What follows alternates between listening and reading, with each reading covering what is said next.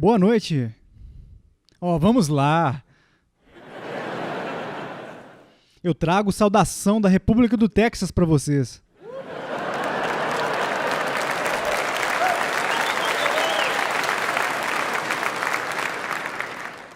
E é de fato uma honra e um privilégio estar aqui nesta noite.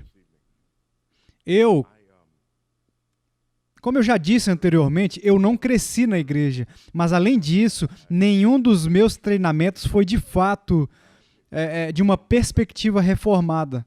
Ainda hoje me perguntaram como eu cheguei a entender a fé reformada. Ou como eu tive um entendimento reformado da verdade bíblica. Foi de fato algo que eu acabei de perceber. Eu nunca tive um professor que foi de fato reformado, ou mesmo calvinista. Eu nunca servi uma igreja que foi reformada, ou mesmo calvinista. Era de fato uma questão. Eu li as escrituras e eu cheguei a entender essas coisas. E então eu apenas me apeguei a alguns caras velhos mortos. E eu percebi que havia um padrão consistente de que aqueles que diziam algumas coisas, assim, pelo menos para mim, tiveram um maior impacto, um impacto mais duradouro. Eram pessoas que estavam escrevendo uma mesma perspectiva. E então eu descobri que não era apenas esses caras velhos e mortos. Havia alguns vivos.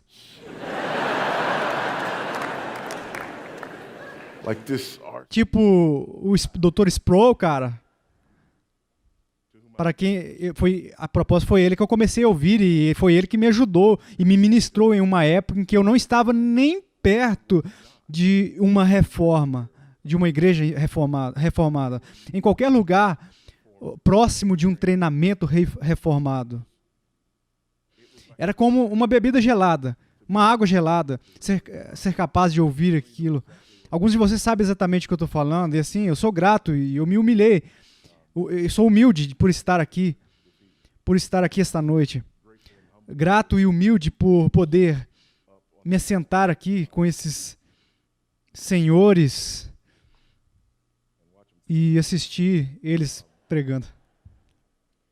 Minha tarefa hoje à noite é abordar o tópico o mundo, a carne e o diabo. E eu vou fazer isso a partir do primeiro parágrafo aqui em Efésios, capítulo 2, onde nós vamos encontrar as três coisas interagindo com os indivíduos.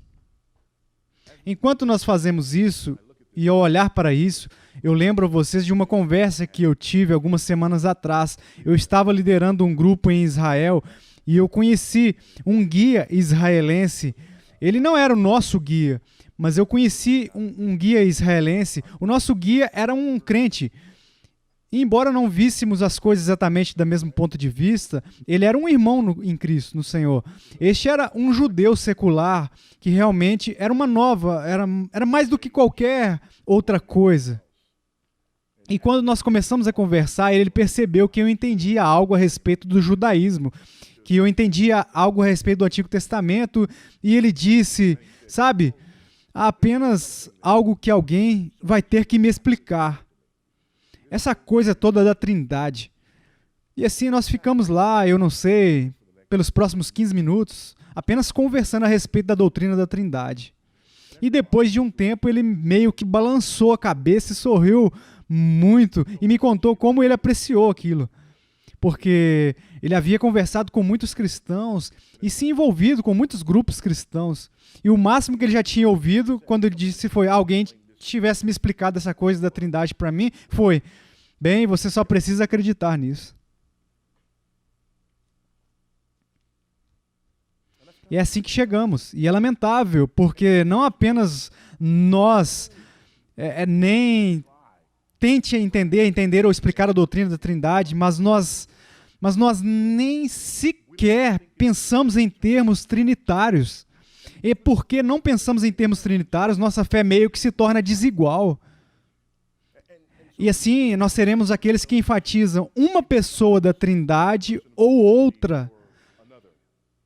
E não entenderemos a natureza interrelacionada das pessoas da Trindade, a unicidade da divindade e a beleza da unicidade da divindade e a riqueza que isso traz ao nosso entendimento da nossa fé.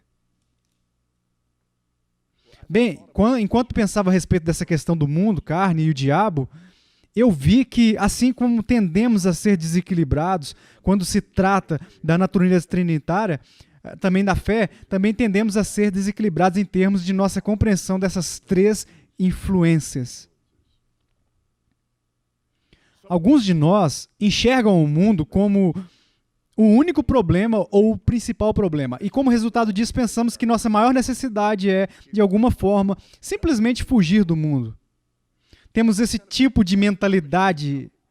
Se não tocarmos nas coisas do mundo, se não usarmos as roupas como o mundo, e dirigirmos os carros como o mundo, e usar os aparelhos do mundo, e assim nós pensamos que de alguma maneira isso nos tornará seguros. Então nós ficamos na carne e na influência do diabo.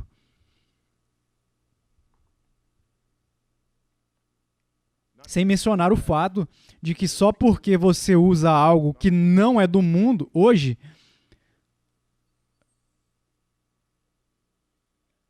quantos de vocês sabem que as coisas que você usou no mundo ontem ainda eram do mundo? Ou ainda são? Então eu não vou usar um carro, mas vou usar um buggy. Porque nos dias do buggy, que não era o mundo.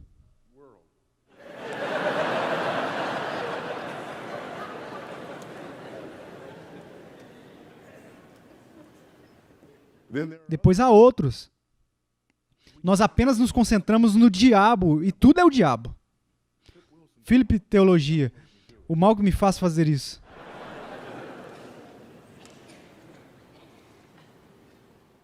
E tudo o que nós fazemos é procurar o diabo em todos os lugares. Ou como diríamos no Texas, procure o diabo em qualquer lugar. Isso está além de todo lugar, ok? É o diabo. É sempre o diabo. É o diabo que fez, vai fazer isso. É o diabo, é o diabo. É o diabo. E aí ficamos com o mundo e a carne. E depois há outros que pensam que o único problema é a nossa carne, que traz consigo o seu próprio conjunto de dificuldades. Mas há um problema mais amplo com a falta de entendimento dessas três coisas e como elas trabalham juntas. E o problema mais amplo é este.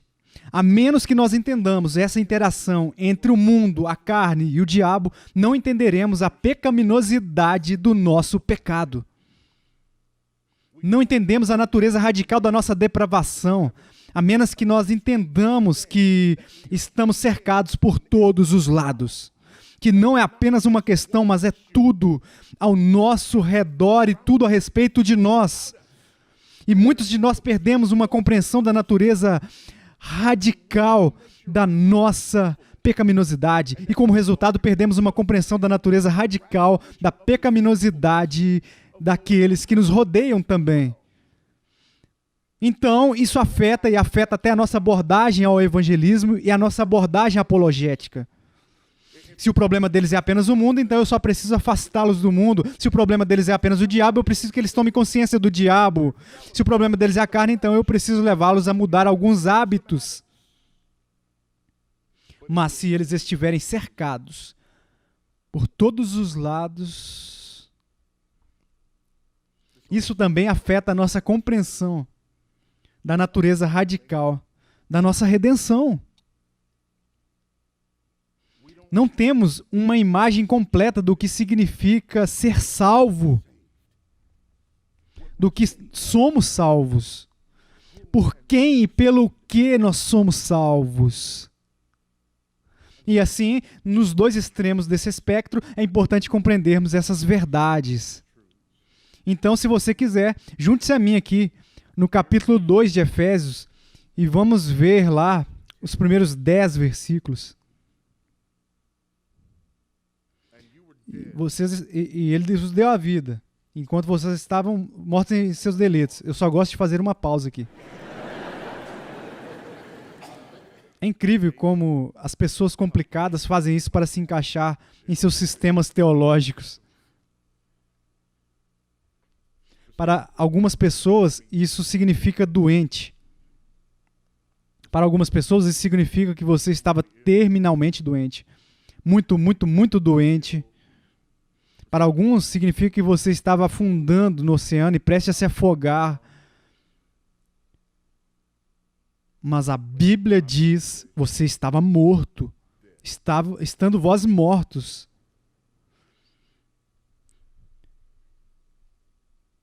Mortos nos vossos delitos e pecados, nos quais andastes outrora, segundo o curso deste mundo, segundo o príncipe da potestade do ar. Então, existe o mundo, existe o diabo, o espírito que está agora trabalhando nos filhos da desobediência, entre os quais todos nós vivemos nas paixões da nossa carne. Ao terceiro, realizando os desejos do corpo e da mente, e éramos, por natureza, filhos da ira, como o resto da humanidade. Mas Deus... Eu também gosto de fazer uma pausa aqui. Sendo rico em misericórdia, por causa do grande amor em que nos amou, e estando nós mortos em nosso delito, nos deu vida juntamente com Cristo, pela graça sois salvos. E juntamente com Ele, nos ressuscitou e nos fez assentar nos lugares celestiais em Cristo Jesus, para mostrar nos séculos vindouros a suprema riqueza da sua graça em bondade para conosco em Cristo Jesus. Porque pela graça sois salvos mediante a fé, e isso não vem de vós, é dom de Deus, não de obras para que ninguém se glorie, pois somos feitura dele, criados em Cristo Jesus para boas obras, as quais Deus de antemão preparou para que andássemos nelas. Prepared beforehand that we should walk in them. Amém. Aleluia. Louve o Senhor. Essa é uma daquelas passagens que você pode ler, se assentar. Mas não vou.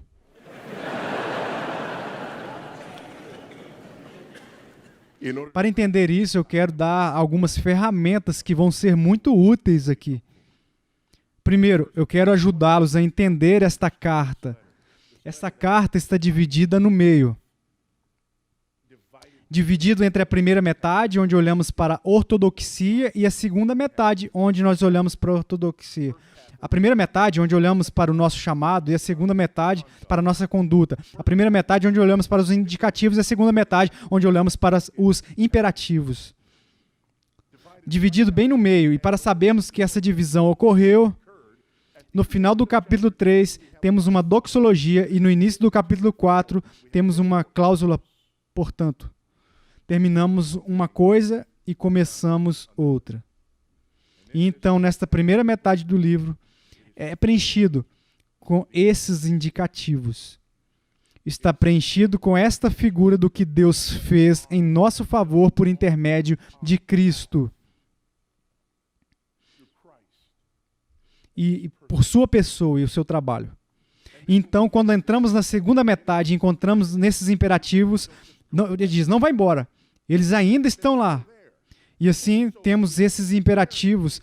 Temos coisas para as quais somos chamados, mas somos chamados a eles à luz e um resultado direto daquilo que Cristo fez em nosso favor para a glória do Pai, por intermédio da cruz.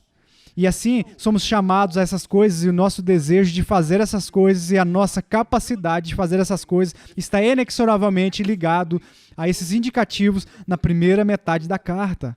Portanto, é imperativo que compreendamos e entendamos esses indicativos na primeira metade. E bem no meio de todos esses indicativos na primeira parte temos nosso parágrafo. Mas antes de voltarmos a isso, deixe-me mostrar algo a respeito desses indicativos nos 3 primeiros capítulos. Os 3 primeiros capítulos têm o seu próprio tipo de crescimento, e todos eles terminam com o que eu gosto de chamar de arqui-indicativos de Efésios. Eu acredito que há 3 indicadores principais nesses 3 primeiros capítulos que são as chaves para desbloquear este livro todinho. E eles são as seguintes. Veja comigo os finais de cada um desses capítulos. Veja o final do capítulo 1, a partir do versículo 22. E pôs todas as coisas debaixo dos pés, e para ser o cabeça sobre todas as coisas o deu à igreja, na qual é o seu corpo, a plenitude daquele que a tudo enche todas as coisas. Esse primeiro arco indicativo é a liderança de Cristo sobre o seu corpo. Esta carta está repleta de referências à liderança de Cristo sobre o seu corpo. E mesmo quando nós encontramos na segunda metade e temos, por exemplo, imperativos relacionados ao casamento, o imperativo para o marido e o imperativo para a esposa estão enraizados e fundamentados nessa ideia da liderança de Cristo sobre o seu corpo, que nós vamos aprender aqui nós aprendemos aqui no primeiro capítulo. No final da segunda parte temos outro. Olhe lá no final diz, começando no versículo 19. Assim, já não sois estrangeiros e peregrinos, mas co-cidadãos dos santos e sois da família de Deus, edificados sobre o fundamento dos apóstolos e profetas, sendo ele mesmo Cristo Jesus a pedra angular, no qual todo o edifício bem ajustado cresce para santuário dedicado ao Senhor, no qual também vós juntamente estáis sendo edificados para a habitação de Deus no Espírito. Portanto, temos a liderança de Cristo sobre o seu corpo. Agora temos a unidade no corpo de Cristo. O segundo, meio que indicativo, está aqui. E apenas para dar um exemplo de quão crucial é entender esses indicativos quando você entende os imperativos. Há um imperativo ali em Efésios, capítulo 5, que para muitos de nós se encaixa. E está no versículo 30. Não entristeça não entristeça o Espírito. Já ouvi muitas explicações sobre o que significa entristecer o Espírito Santo. Muitos. No entanto, a chave é encontrada no que acabamos de ler. Antes de mais nada, volte ao versículo 28. Não sai da sua boca nenhuma conversa corrupta, mas apenas o que é bom para edificar conforme a ocasião, para que dê graça a quem ouve e não entristeça o Espírito Santo de Deus. De acordo com o final do capítulo 2, quem está nos construindo como um corpo? O Espírito Santo. Portanto, entristecer o Espírito neste contexto está falando palavras corrosivas que derrubam membros do corpo que o Espírito está construindo juntos em unidade.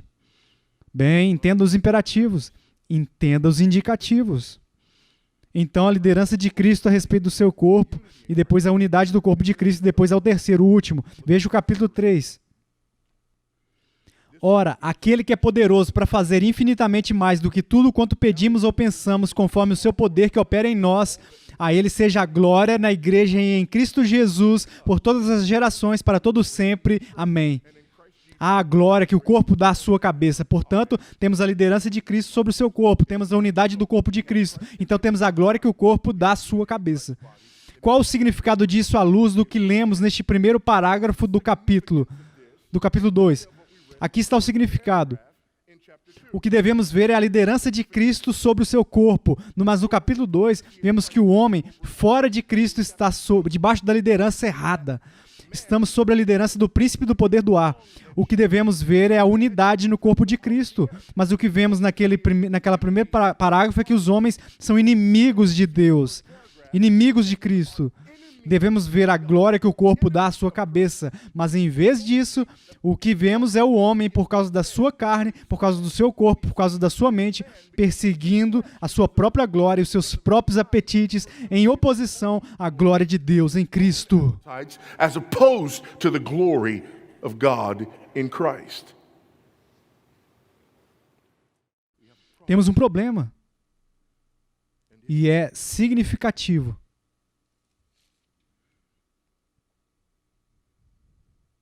Nosso problema não é que somos simplesmente levados ao caminho errado.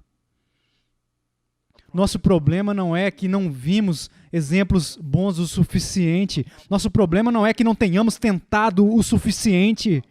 Nosso problema é que estamos cercados por todos os lados. E por isso, os nossos desejos são deformados. Ouça isso de Lutero. Um homem sem o Espírito de Deus não pratica o mal contra sua vontade ou sob pressão, como se ele fosse levado pela nuca e arrastado como um ladrão, sendo arrastado contra a sua vontade para ser punido. Mas ele o faz espontaneamente e voluntariamente. E essa vontade é algo que ele não pode, por sua própria força, eliminar, restringir ou alterar. Ele continua disposto e desejoso a fazer o mal. E se a pressão externa o força a agir, caso contrário, no entanto, sua vontade interior permanece avessa a fazê-lo e se irrita com tal restrição e oposição. Isto é quem nós somos. Essa é a natureza radical da nossa depravação. Vamos analisar essas coisas por vez. Primeiro, o mundo. Seguindo o curso deste mundo. E sabemos que a palavra mundo é usada de várias maneiras diferentes no Novo Testamento. É usada de várias maneiras diferentes na literatura paulina. Paulo as usa algumas vezes para se referir a toda a ordem criada, ao mundo, ao cosmos. Às vezes ele usa para se referir a toda a humanidade. Outras vezes ele usa para se referir especificamente a judeus e gentios. Às vezes. Mas outras vezes essa palavra é usada para se referir a tudo aquilo que é contra Deus. Aquilo que é contrário a Deus. Por exemplo, em Romanos capítulo 12, versículo 1, não se conforme com este mundo. Não seja pressionado ou moldado por este mundo. Existe a ideia deste mundo e do mundo vindouro. Esta era e a era por vir. A ideia daquelas coisas que se opõem a Deus. Quando Jesus ensinou seus discípulos a orar, ele não usou este mundo, mas usou essa ideia. O que oramos? Pai nosso, no céu, santificado seja o teu nome, venha o teu reino, seja feita a tua vontade, assim na terra como no céu. É assim que ele nos chama para orar. Por que ele nos chama para orar isso? Porque este mundo se opõe a ele e se opõe à sua vontade. Isso é importante para entendermos. É tudo o que nós sabemos. É no que nascemos. É como a pergunta antiga de Aristóteles. Um peixe sabe que ele está molhado? A resposta é não, até você tirá-lo da água.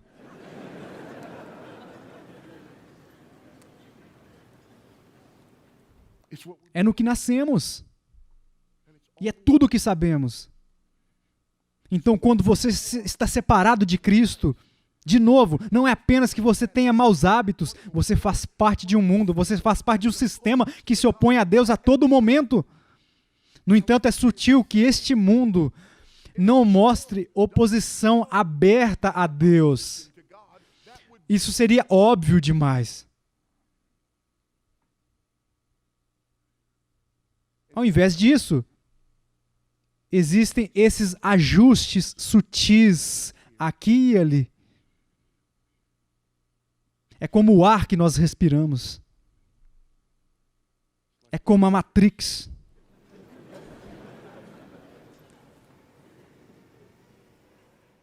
E é tudo o que nós sabemos.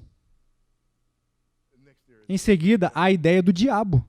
Não estamos apenas neste mundo, não apenas estamos nesse sistema que se opõe a Deus, não apenas somos totalmente pressionados pelo molde desse sistema que se opõe totalmente a Deus, mas também existe essa influência seguindo o príncipe da potestade do ar, o espírito que está agora trabalhando nos filhos da desobediência. Então, primeiro, antes de mais nada, existe esse sistema que está configurado. Este mundo ao qual pertencemos. Essas lentes sobre os nossos olhos. Essa imagem da realidade que é pintada para nós. Essas coisas são assumidas porque são tudo o que nós já sabemos. E além dessas coisas, como se isso não bastasse, existe, de fato, o diabo. Na verdade, existem forças espirituais más. Não, na verdade, existe um mundo demoníaco, um reino demoníaco, e nós podemos ter problemas de duas maneiras aqui. Há uma vala nos dois lados da estrada. Podemos subestimar a influência do diabo ou superestimar a influência do diabo. O fato é que as escrituras são claras. Estávamos debaixo da influência dele. Então nós temos este mundo, este sistema que está nos ensinando o que acreditar e o que pensar. O que é certo, o que é errado, o que é verdadeiro, o que é falso. Então nós temos a realidade espiritual do diabo. Ele mesmo. essa realidade espiritual das forças demoníacas, essa realidade espiritual que está influenciando e que está trabalhando ativamente contra nós. Isso está trabalhando ativamente para nos manter cegos, trabalhando ativamente para nos manter satisfeitos com o mundo e sem termos consciência ou desejo de nada diferente disso.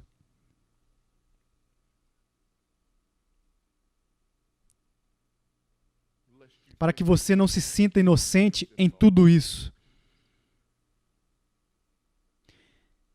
Entre os quais todos nós vivemos nas paixões da nossa carne, realizando os desejos do corpo e da mente, e éramos, por natureza, filhos da ira, como o resto da humanidade.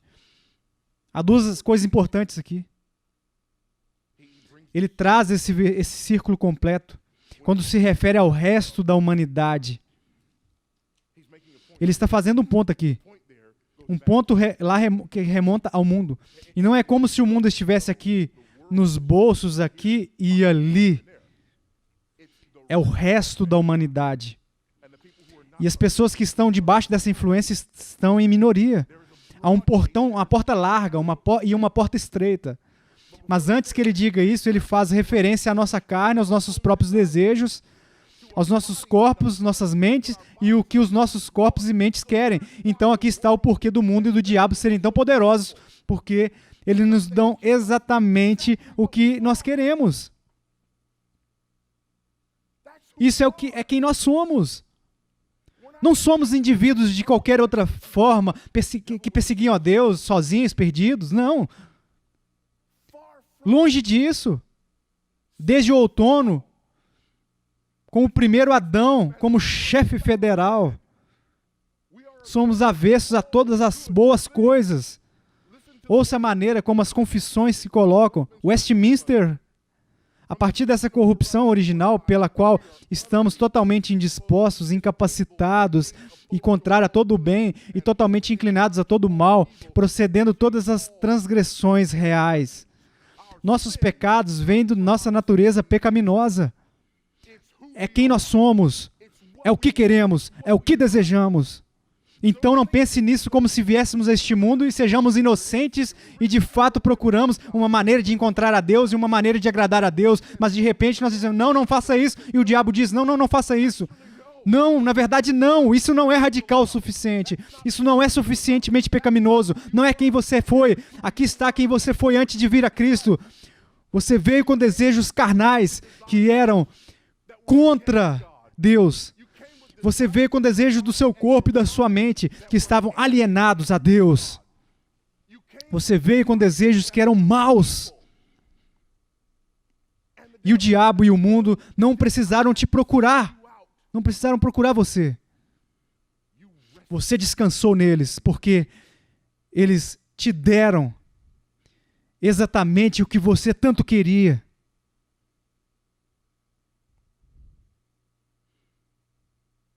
O diabo sabe o seu nome e você conhece a voz dele.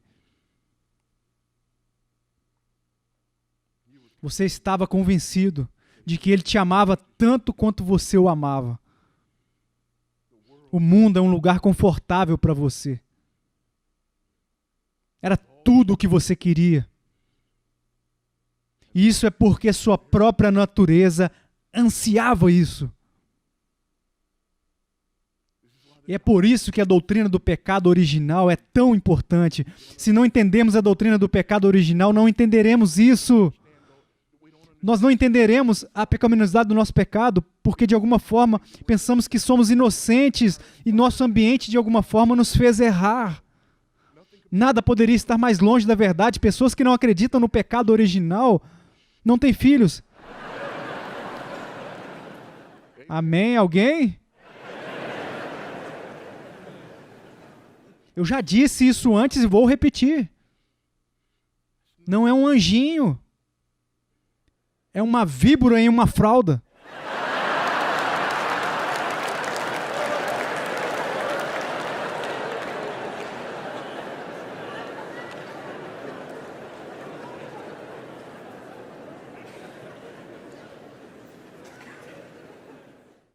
Você vem a este mundo e mal consegue abrir os olhos. Durante meses, você mal consegue sustentar a cabeça. Você tem que segurar, agarre a cabeça dele. Agora, você não pode se sentar. Você não pode falar, você não pode engatinhar, você não pode andar. Mas você pode deixar todo mundo saber que você está executando as coisas.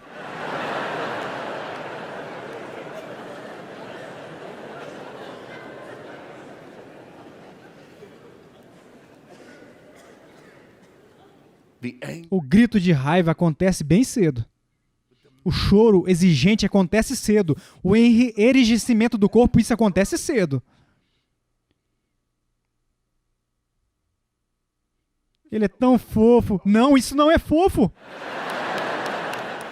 Uma das razões pelas quais Deus os torna tão pequenos é para que eles não te matem.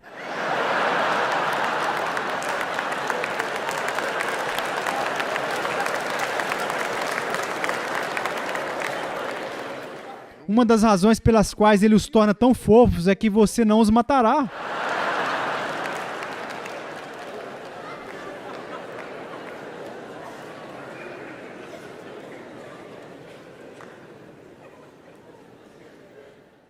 Nós somos pecadores. Veja, nós não entendemos isso. É por isso que não temos urgência em compartilhar o evangelho com a bela velhinha da igreja, na rua. Porque, afinal, ela é apenas uma boa senhora.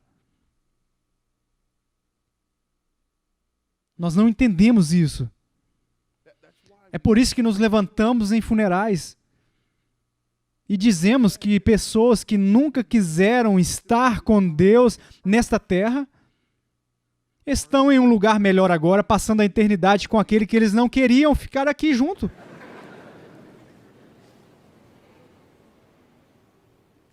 Porque nós não entendemos isso. Nós não entendemos isso. E porque não entendemos isso, não entendemos o quanto estávamos desesperados por uma radical redenção. Na verdade, porque não entendemos isso, não achamos que precisamos ser salvos. Na verdade, apenas pensamos que precisamos ser melhorados, ajustados. Não achamos que precisamos de boas notícias, achamos que precisamos de bons conselhos. Não precisamos do evangelho. Precisamos apenas de 10 maneiras de ter uma vida feliz e 5 maneiras de reduzir o estresse. Porque esse é o nosso problema. Pensamos isso. Não acreditamos nisso e é por isso que dizemos, ouvimos pregadores dizendo isso o tempo todo. Há um cara no meu caminho em Houston sorrindo, Joey sorrindo diz, os pecadores não precisam ser informados de que são pecadores, eles sabem que são pecadores. Não, eles não sabem. Eles olham para o cara no noticiário que invadiu alguém e dizem, isso é um pecador, eu não. Eles não pecam, eles não cometem erros. Você peca, mas eles não.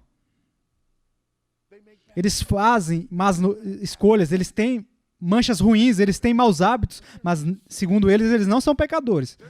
Eles não são indivíduos que buscam seus próprios desejos carnais às custas de todos e qualquer outra coisa, a menos que possam ser ajustados em seus desejos carnais. Eles não são pecadores que estão debaixo da influência deste mundo, porque este mundo está dando a eles exatamente o que eles querem, que não é Deus. Eles não são pecadores que estão debaixo da influência do príncipe do poder do ar, porque eles amam o príncipe das trevas. São apenas pessoas que às vezes cometem erros. Mas a Bíblia diz que eles são filhos da ira. E nós também. Se você entende que é filho da ira, entende que não precisa de bons conselhos. Você precisa de boas notícias. Porque não há boas notícias nisso. Tudo isso é bad, é ruim. Não há esperança alguma. Eu estou morto. Eu estou debaixo de influência deste mundo que se opõe a Deus e ao príncipe da potestade do ar que se opõe a Deus. E o que é pior? A minha carne, meu corpo, minha mente, eles gostam e querem e não gostam e não querem Deus. E eu sou um inimigo de Deus, e eu mereço a ira de Deus. A propósito, aqui está uma nota de rodapé, caso você esteja se perguntando por que muitas pessoas sentem falta disso. Adoro perguntar às pessoas, você sabe, mesmo que saiba que precisa ser salvo, você sabe de que precisa ser salvo? Deus. Amém? Você precisa ser salvo da ira de Deus. Este santo e justo e Deus justo. É por isso que encontramos o versículo 4. Mas Deus, sendo rico em misericórdia, por causa do grande amor em que nos amou, estando nós mortos em nossos delitos, nos deu a vida juntamente com Cristo, pela graça sois salvos. Não há espaço ali. Não há espaço ali, não há nada que Deus viu em você. Apenas não há. Não há nada em você que se erga acima do restante. Apenas não há. A resposta é, mas Deus, você está morto. Não ligo quantas vezes você já ouviu a ilustração. Você está afundando, você está se afogando, você está prestes a descer pela última vez e Deus joga para você um colete salva-vidas, mas você precisa segurá-lo. Homens mortos não agarram nada.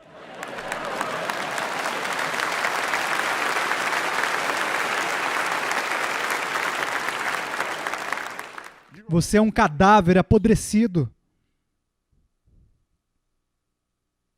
Você não está quase morto. Você não está quase morto. Você está morto. O que significa que a única esperança é a graça de Deus. Mas veja aqui o que acontece. Você estava morto. E agora você ganha vida. Deus nos fez viver juntos com Cristo.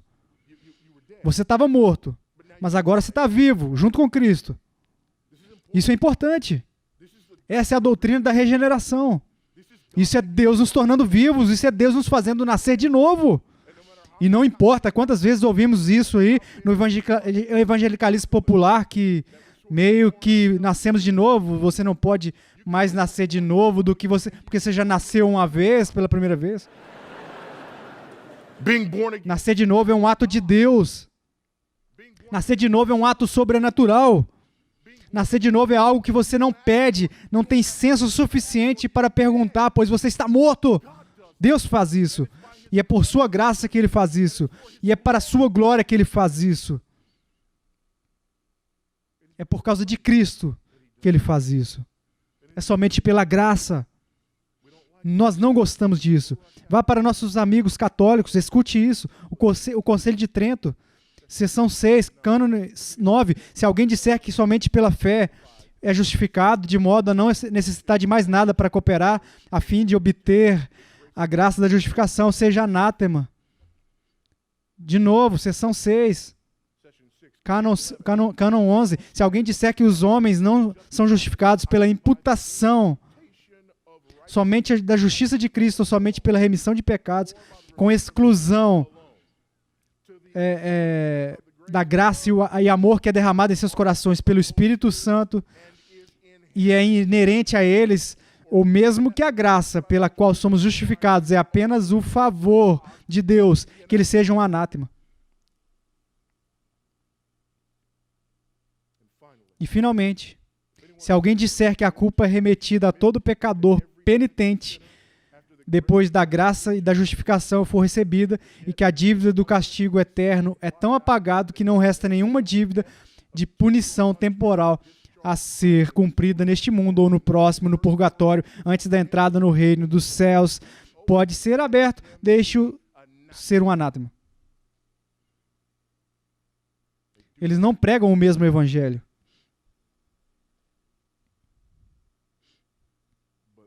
Mas é também nisso que a maioria dos evangélicos hoje acredita.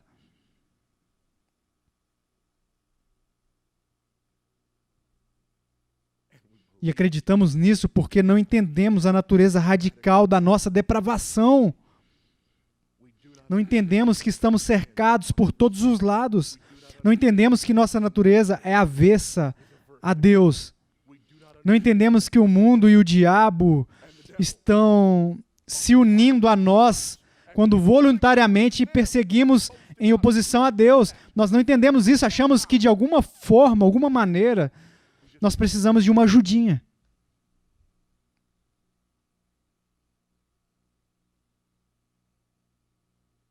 De morto a vivo, do curso deste mundo a lugares celestiais. Versículo 6. E juntamente com ele nos ressuscitou e nos fez assentar nos lugares celestiais em Cristo Jesus. Isso é importante em Efésios. No capítulo 1, versículo 3, bendito Deus e Pai do nosso Senhor Jesus Cristo, que nos tem abençoado com toda sorte de bênção espiritual nas regiões celestiais em Cristo. Veja o versículo 20 a 21. O qual exerceu ele em Cristo, ressuscitando dentre os mortos e fazendo sentar à sua direita nos lugares celestiais, acima de todo principado, potestade, poder, domínio, de todo nome que possa se referir. Capítulo 3, versículo 10. Para que pela igreja a multiforme sabedoria de Deus se torne conhecida agora dos principados, potestades dos lugares celestiais. Ele nos abençoou nos lugares celestiais. Ele nos sentou nos lugares celestiais. Cristo governa e reina nos lugares celestiais. A igreja traz glória e manifesta a glória de Deus nos lugares celestiais. Então, quem dentre nós pensa que Efésios, capítulo 6, versículo 12, foi projetado para nos fazer temer os lugares celestiais? Porque a nossa luta não é contra o sangue e a carne, e sim contra os principados e potestades, contra os dominadores deste mundo tenebroso, contra as forças espirituais do mal nas regiões celestes. É interessante. Estamos lutando contra forças espirituais que estão nos lugares celestiais. Outra pessoa está nos lugares celestiais. Cristo. É onde Ele está. É onde Ele governa e reina. É aí que estaremos sentados com Ele. Ou estamos. É aí que a igreja lhe traz glória. O capítulo 6 não foi feito ou não foi escrito para nos fazer temer o diabo, mas para nos dar fé, por causa de quem governa e reina nesse reino. De morto a vivo, do curso deste mundo para lugares celestiais, do príncipe do poder do ar ao príncipe da paz. Quantas vezes lemos em Cristo? Com Cristo?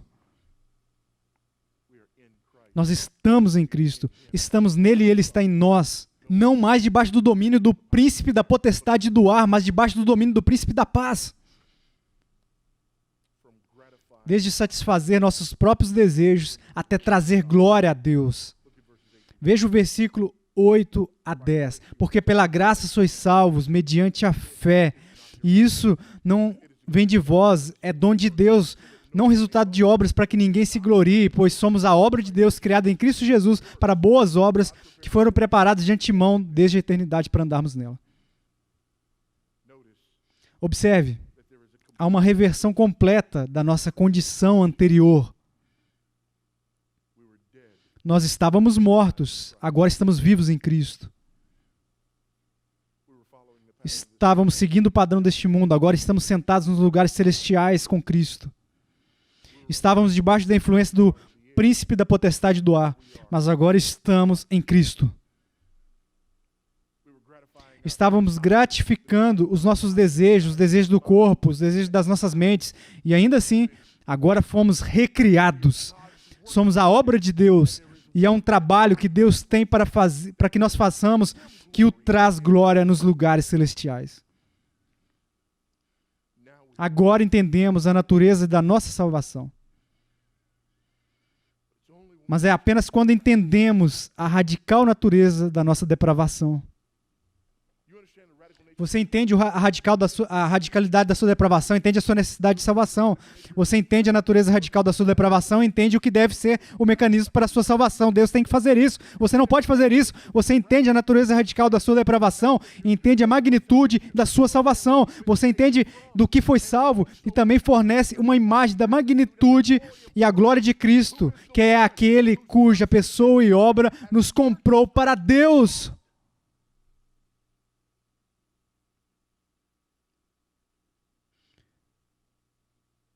E você também entende a necessidade de pregar o Evangelho.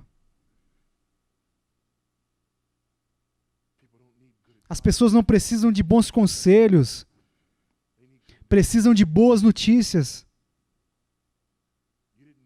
Você não precisa de bons conselhos, você precisa das boas novas.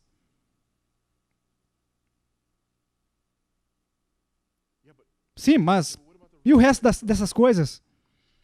Elas são abordadas nos últimos 3 capítulos. Temos essa aplicação incrivelmente prática das verdades nos 3 primeiros capítulos, durante toda a segunda parte. E é assim que nós entendemos uma coisa, que em Cristo nós temos tudo o que nós precisamos. E, no entanto, no capítulo 6, voltamos à infame passagem da guerra espiritual. Por quê? Não perca. Eu estava morto e eu estava vivendo de acordo com o padrão deste mundo. E eu estava debaixo da influência do príncipe da potestade do ar. E eu adorava, eu amava, porque eu estava alinhado com o que a minha carne desejava, com o que o meu corpo desejava, com o que a minha mente desejava. Era tudo o que eu conhecia, sabia. Eu estava completamente envolvido nisso. De fato, quando ouvi falar do cristianismo, uma das respostas ao cristianismo, e isso é todos nós, como as pessoas reagem ao cristianismo, você ouve a respeito do cristianismo e se irrita com a ideia de regras. Você se irrita com a ideia de sua diversão e a sua liberdade serem tiradas. Mas por que você acha que fazemos isso? Porque é isso que o mundo e o príncipe da potestade do ar dizem. O príncipe da potestade do ar diz: ei, a sua carne está realmente satisfeita agora. Na verdade, não é. E é por isso que você continua a perseguir mais e mais e mais e mais e mais. Mas esse é outro sermão. Mas a sua carne está satisfeita agora. Mas você pode perseguir o que deseja, quando e do jeito que você quiser. Essas coisas estão lá. Eles estão dizendo que você não pode mais ter isso. Que você não quer isso. Sua carne está dizendo: sim, e isso é ruim. Mas Deus, sendo rico em misericórdia, por causa do grande amor com que Ele nos amou, Ele abre os nossos olhos e nós enxergamos o mundo, enxergamos o diabo, reconhecemos o fato de que somos inimigos de Deus e objetos de sua ira, e Ele nos salva, e é glorioso, e somos gratos, e isso ainda é tudo o que nós sabemos.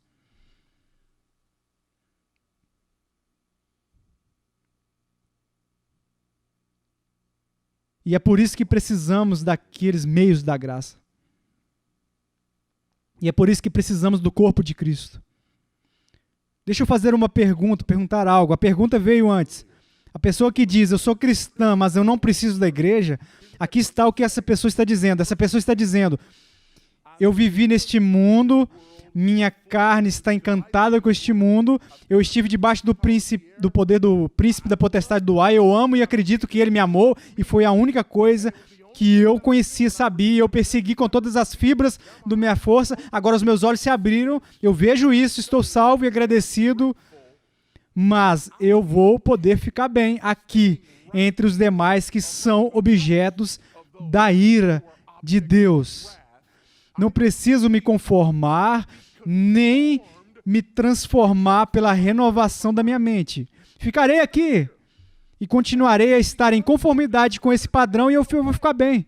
Ou, se eu não acho que vou ficar bem, acho que posso em mim mesmo, com uma mente que foi completamente distorcida por toda a minha vida, descobrir como ser mais parecido com Cristo por mim mesmo, sozinho, bem aqui neste mesmo lugar onde Ele me encontrou.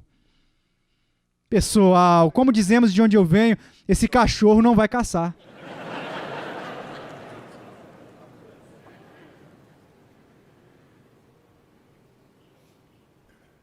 É por isso que nós precisamos desesperadamente dos meios comuns da graça. É por isso que nós precisamos ler as Escrituras. Você não sabe o que não sabe. Você não sabe como está bagunçado. Você de fato não sabe.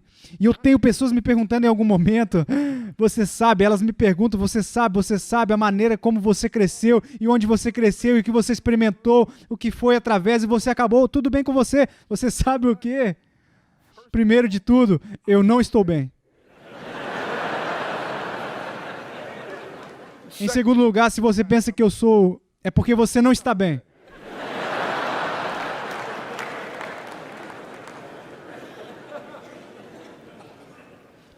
Todos os dias me lembro o quanto preciso ser transformado pela renovação da minha mente.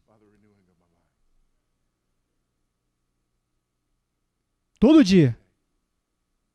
Você sabe o que eu amo? Eu amo o velho, inclinado, andando devagarinho, de cabelos grisalhos, caminhando com Jesus por um longo tempo, que ele olha para você, da sua maneira, ele sorri, e ele fala a respeito do que eles acabaram de aprender. Isso apenas me abençoa. Olho para uma pessoa que tem 80, 85, 90 anos e ainda está aprendendo. Deus ainda está abrindo, revelando a sua verdade para eles, e eu olho deste lado e digo, você percebe quanto mais há para ganhar, o que significa que não estou ainda pronto.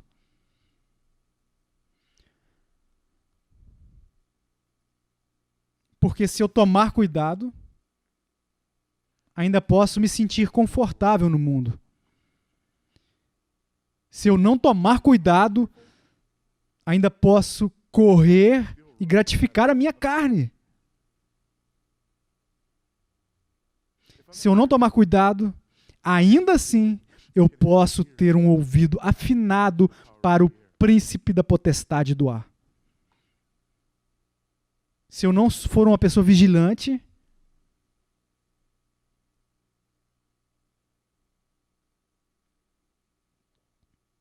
então eu amo os meios comuns da graça. Oração, escrituras, pregação da palavra, as ordenanças, a comunhão dos santos, cantar aquelas grandes canções e louvores de fé e tê-los tocar nos meus ouvidos e me lembrar de novo e outra vez daquelas coisas que eu estou tão apto a me esquecer.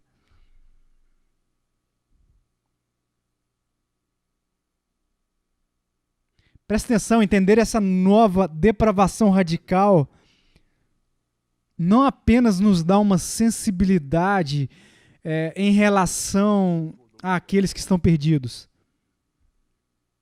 Não apenas nos ajuda a entender a magnitude da nossa salvação, mas também nos lembra que nós ainda precisamos desesperadamente, porque o mundo, a carne e o diabo ainda estão aí, sendo mortificados, amém? Mas ainda estão aí. Ainda temos esse tesouro em vasos de barro. Ainda temos pontos fracos.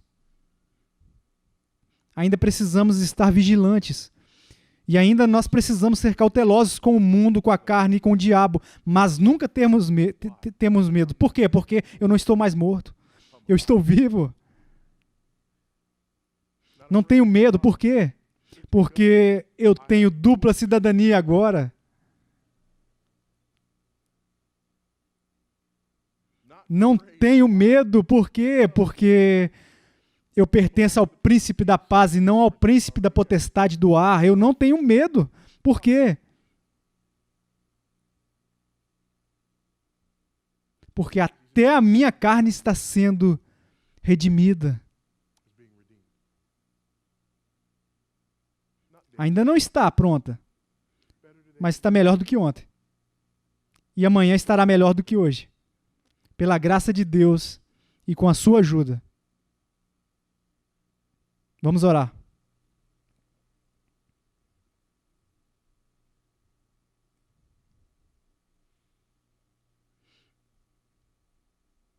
Pai,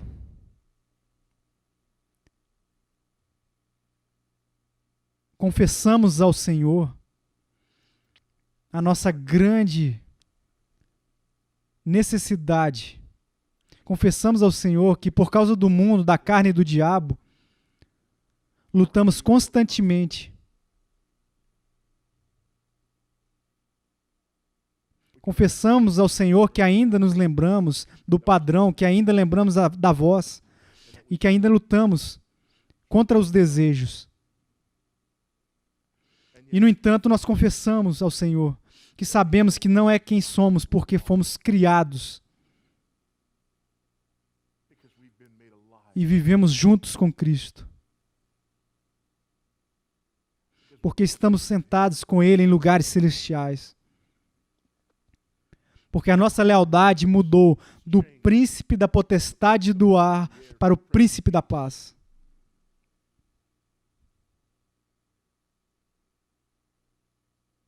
E porque os nossos corpos são agora templos do Espírito Santo. Conceda por sua graça que Cristo seja formado em nós. Conceda por sua graça que a obra da santificação continue operando em nós. Conceda por sua graça que o desejo pelas coisas do Senhor cresçam em nós. Conceda por sua graça que nosso desdém pelo pecado, nosso desdém pelo mundo, nosso desdém pelo príncipe da potestade do ar, o nosso desdém pelos nossos próprios desejos pecaminosos e carnais aumentem em nós.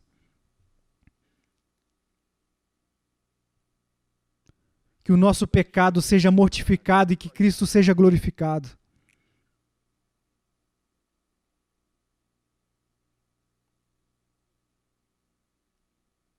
E que, como resultado, nós possamos o adorá-lo. E que, como resultado, possamos falar dele. Pois como ousamos nos libertar de uma condição tão terrível e deixar que outros permaneçam nela. Esta é a nossa oração, Senhor. Esse é o desejo sincero das nossas almas.